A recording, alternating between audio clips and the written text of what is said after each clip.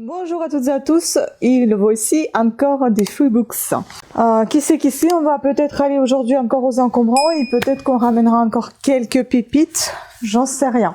Donc ici il y a des livres assez différents et variés. Je vais commencer par celui qui n'a pas de résumé et je vais vous le lire tout de suite en ligne. Il est assez particulier, je vous avoue, pas l'habitude non plus de lire des livres de ce type, mais pourquoi pas. Donc c'est celui-ci, c'est un livre de Pierre Benoît, Le désert de Gobi. Je vous lis la quatrième et ensuite je vais vous parler un petit peu de combien de pages il a. Donc le Gobi, l'effrayant désert dévoreur d'hommes et de troupeaux, avec son enchevêtrement de ravins, d'escarpements, de précipices, épouvantable labyrinthe, tour à tour brûlant et glacé, où bêtes et gens tournant inlassablement. Cet enfer balayé par des tornades impitoyables, deux aventuriers, Sanders et Rodianko, recherchent Kubilai, le tigre géant. Mais chacun d'eux poursuit en secret la conquête de la danseuse Alzire. Celle-ci appartiendra-t-elle à celui qui ramènera le fantastique animal? On verra bien. En tout cas, c'est un vieux livre qui a à peu près 240 pages, quelque chose comme ça, aux éditions Livre de Poche. Écoutez, il a l'air assez sympa, pourquoi pas. Il y a un autre très vieux livre, et très mauvais état. Nous sommes même pas à 200 pages ici. Maigret à peur, de Simenon. Presse de la Cité. Tout ce qui est Maigret, c'est assez sympa. Tout ce qui est Simenon, pareil. Je vous ai déjà lu d'ailleurs l'affaire de Saint-Fiacre, je crois que ça s'appelait. Et il est en ligne, donc si jamais vous êtes intéressé, n'hésitez pas à y faire un tour et écouter l'audio-livre que je vous ai présenté.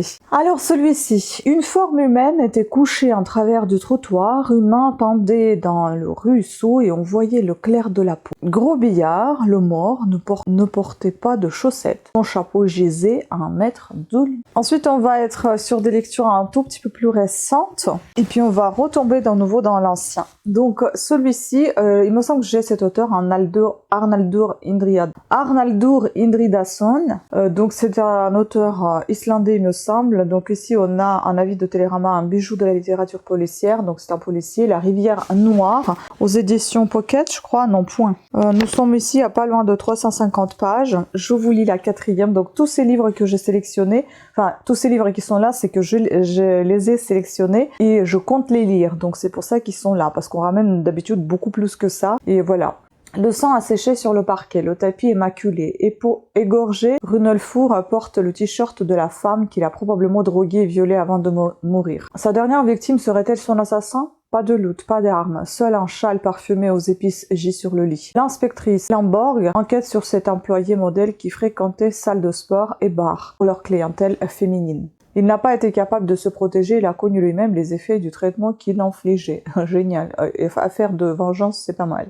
On a un avis aussi de Le Parisien, donc fascinant et captivant. Donc c'est bien traduit de l'islandais par Eric Bouri et un petit peu de cet auteur, né en 1961 en Islande, Arnaldur Indridason, est journaliste et critique de cinéma. Ses romans sont publiés dans plus de 30 pays. Femme en verre et La Cité des Jars sont notamment disponibles en point. J'en ai aucun de ces deux-là. Ensuite, un petit peu plus âgé, celui-ci est complètement différent. On dirait plutôt un livre qui vous apprend quelque chose, donc historique. Petite bibliothèque Payot, édition de A.M. Ocar, Le mythe sorcier et autres essais. Nous avons ici 261 pages, quelqu'un qui est ligné dans ce bouquin. Donc A.M. Ocar, 1804, les années de vie 1883-1939, ethnologue et sociologue d'origine française, fit ses études à Oxford et enseigna successivement en Angleterre et au Caire. Au cours d'une carrière malheureusement trop courte, il publia plusieurs ouvrages et de nombreux articles dont ceux qui se trouvent réunis sous le titre Le mythe sorcier. L'idée maîtresse de Ocar est que le mythe, le rituel et le système social sont indissolublement liés et qu'il serait vain de vouloir les étudier séparément. Tout dans le monde, le rituel dépend du mythe, qui en est le texte de référence, et comme à l'origine, le groupement social est une association en vue de la célébration du jour, et dépend donc lui aussi du mythe sur lequel se fonde l'institution de la royauté, des castes, des classes et des clans, et qui justifie leur rôle dans la vie de la communauté. C'est assez emmêlé, mais je pense que ça va être assez intéressant. Ensuite, nous avons ici Maud Marin, avec la collaboration de Marie-Thérèse Cuny, Le Sceau de l'Ange. Je vous avoue que ce livre ne m'attirait pas plus que ça, mais une fois que j'ai lu le résumé, je me suis dit ça peut être sympa, enfin, intéressant. Nous sommes ici aux éditions Gelou, et nous avons ici 346 pages, et nous n'avons quasiment pas pas de marge du tout en fait. Jean avait peur de s'avouer la vérité. Il voulait être une femme avec un corps et un prénom de femme mode. Des yeux couleur d'eau claire, une peau fine et délicate, un corps féminin. Depuis sa plus tendre enfance, Jean sent en lui une femme prête à naître. La nature, dans son aveuglement, ne l'a-t-elle pas dotée d'un sexe indéfini? Être exceptionnel, réunissant, comme dans la légende de le mâle et la femelle, un ange trop tôt tombé du ciel, un ange déchu. Pour vivre, Jean va tenter l'impossible, le saut. Plongeons d'un sexe à l'autre, de Jean à mode. Sens d'une nouvelle Ève, mais à quel prix? Est-il combat plus dur? Cette lutte incessante pour que soit reconnu son sexe, sa féminité. Ce combat est celui de tous les dangers. D'un côté, le ghetto, la souffrance, la honte, de l'autre, le poids de la normalité, la loi, les juges. Au-delà, un défi à l'intolérance, un document bouleversant. Voilà, ça va être assez intéressant. Puis il y a une lecture très très glauque, celle-ci. France-Olivier Gébert, L'arracheuse de dents. Voilà, donc aux éditions Folio, et nous sommes ici à 460 pages. J'ai lu tous les résumés, j'hallucine pas pour certains. Que les historiens veulent bien prendre note, c'est moi, Lucille Bradsock, qui ai tué le boucher des Black Hills. Je l'ai fait avec fierté et préméditation. Je le jure sur la tête de mon fils unique qui est fâché avec moi. Sous le plancher de sa maison, un professeur découvre les mémoires de Lucille Bradsock, une des premières femmes dentistes pendant la Révolution française qui prétend avoir tué le général Custer lors de la bataille de Little Big Horn. Sa vie claque comme une épopée. Infatigable, séductrice, Lucille professe un goût immodéré de l'amour et des hommes.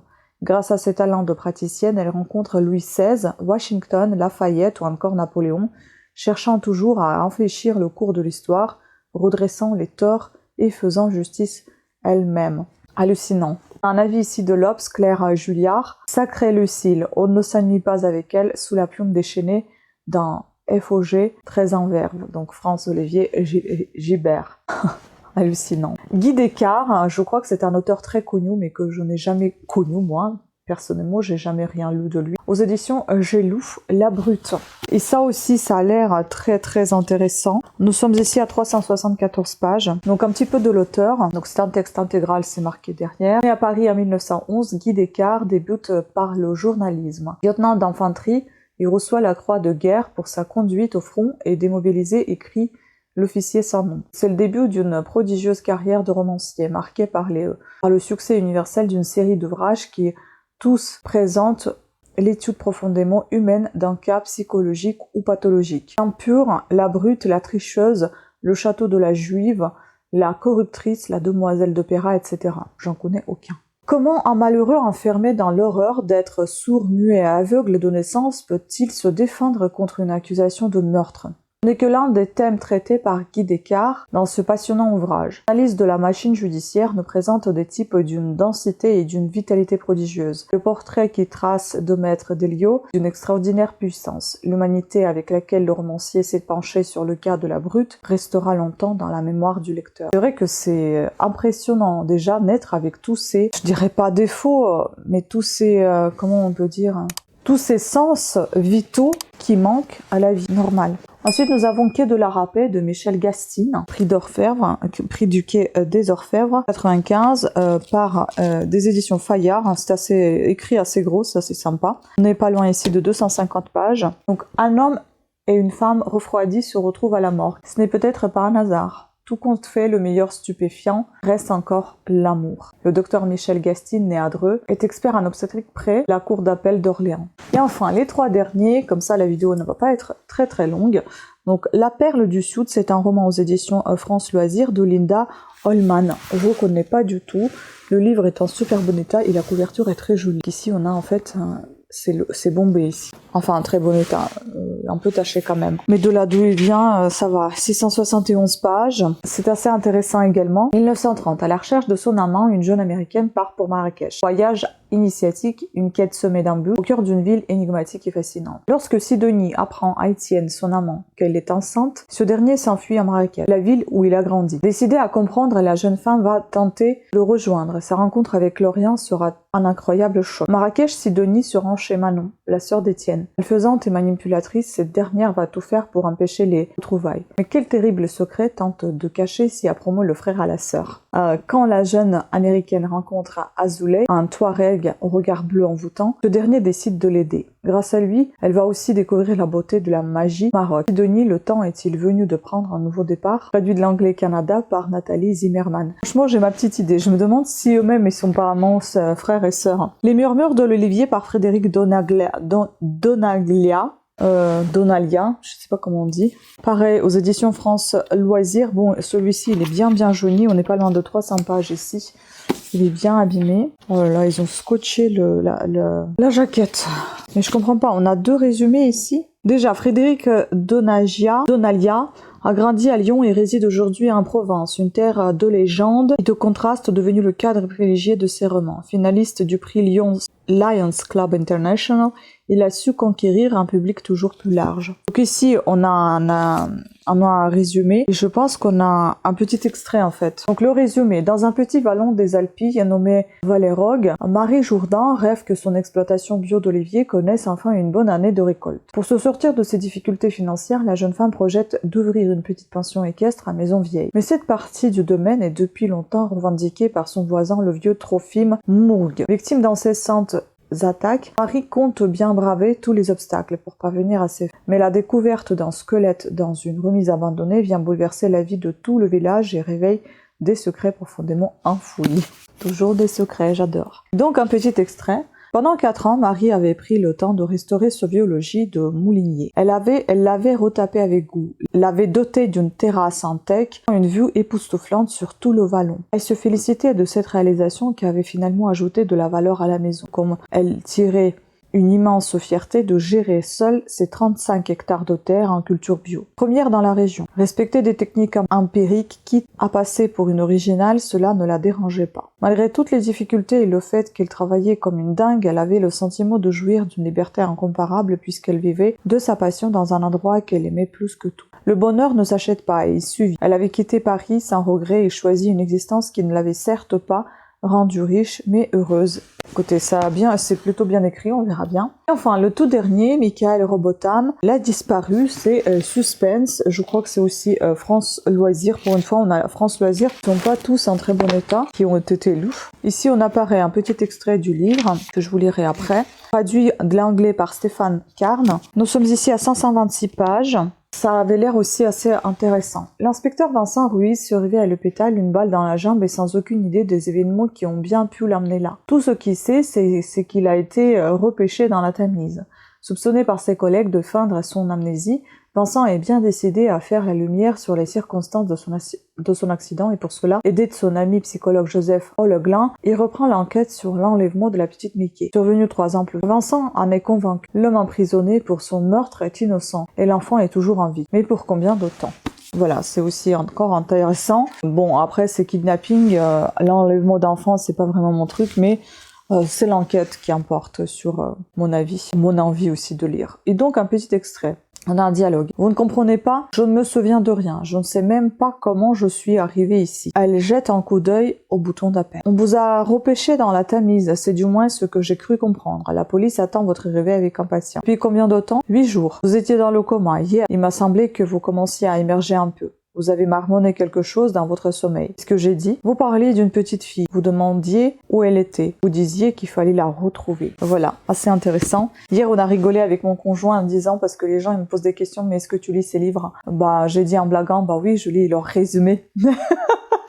Mais non, bien sûr que je les lis ces livres. Et c'est comme je vous ai déjà dit plusieurs fois, c'est que je suis assez lente au niveau de lecture. C'est que c'est un moment privilégié pour moi, c'est très reposant pour mes yeux, c'est très reposant aussi pour mon cerveau. Mais c'est reposant à tel point que je m'endors assez rapidement, même si les lectures sont trop intéressantes. Et par moments, j'ai vraiment du mal à lâcher, mais mes yeux me lâchent plus vite que mon cerveau. Donc voilà, j'y peux rien, je fais comme je peux. Et je vous en parle bien évidemment à chaque fois quand je termine mes lectures, que ce soit les points ou les avis lecture. J'ai déjà expliqué que je vais relancer les avis lecture, c'est-à-dire où je vais parler seulement d'un seul livre dans une seule vidéo et non pas accumuler plusieurs bouquins. Je vais également garder mes points de lecture puisque j'ai déjà des vidéos pré-composées, pré-filmées, pré-montées, donc je vais pas les supprimer. Je vais continuer de les faire, mais je vais également intégrer petit à petit les avis lecture où j'en parle que d'un seul bouquin. Je vais un petit peu éplucher les phrases comme je faisais ça avant, analyser un petit peu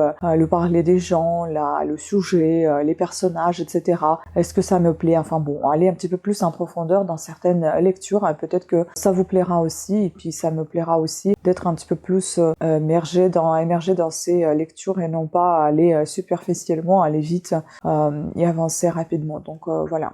Écoutez, sur ce, j'espère que vous avez apprécié ce petit freebooks. Peut-être que vous connaissez certains auteurs, peut-être pas. Si vous les connaissez, qui connaissez-vous? Et si vous en connaissez pas, lequel de ces auteurs, autrices vous donne envie d'être découvert, ou quelle lecture vous a plus plu, et puis si il y a rien de ces questions qui vous parlent, vous pouvez me dire aussi qu'est-ce que vous lisez actuellement. Alors moi personnellement c'est Alfie, je suis en train de lire à lui de Bouix, je crois que c'est Stéphane Bouix, je sais plus son nom. Donc je suis toujours en train de lire Alfie. Bon, au moment où la vidéo sortira, Alfie bien évidemment sera déjà bien longtemps terminée, et j'en parlais déjà. Je pense qu'il y a déjà une vidéo sur ma chaîne où j'en parle. Je suis pas sûre, mais en fait, je suis obligée de parler dans le passé, mais alors que je suis encore dans le présent.